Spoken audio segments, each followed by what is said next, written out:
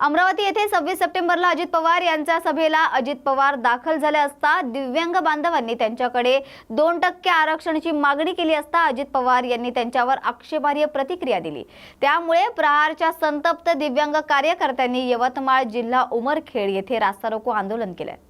जे संविधानिक पदावर असताना सुद्धा काल अमरावती येथे शासकीय विकास कामांच्या भूमिपूजनासाठी त्यांचा दौरा असताना प्रहार अपंग क्रांतीच्या माझ्या दिव्यांग बांधवांनी त्यांच्या समोर एक मागणी घेऊन गेले। त्यांना निवेदन दिले असता की आम्हाला राजकीय क्षेत्रात 2% आरक्षण दिव्यांग बांधवांना मिळायला पाहिजे।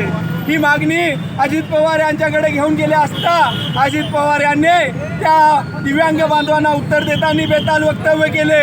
आम्ही राजकीय क्षेत्रात दिव्यांगांना आरक्षण देऊन आम्ही काय खुरपायला जायचे आहे का? माझा त्या अजित पवारला इशारा आहे, विचारणं आहे, त्या अजित पवारला बस सांगणं आहे का राजकारणाचा ठेका फक्त काय पवार घराण्यानंच घेतला काय? अजित पवार झाल्यावर पार्थ पवारनंच राजकारणात यावं का? माझ्या दिव्यांग बांधवांनी राजकारणात उतरू नये असा कुठला कायदा आहे का?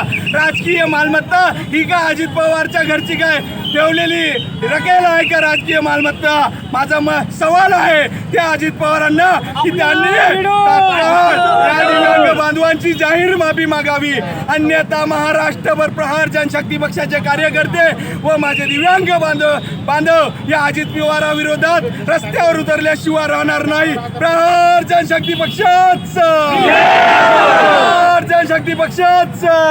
प्रहार अपंग क्रांती आंदोलनामध्ये अमरावती दौऱ्यामध्ये अजितदादा पवार आले होते।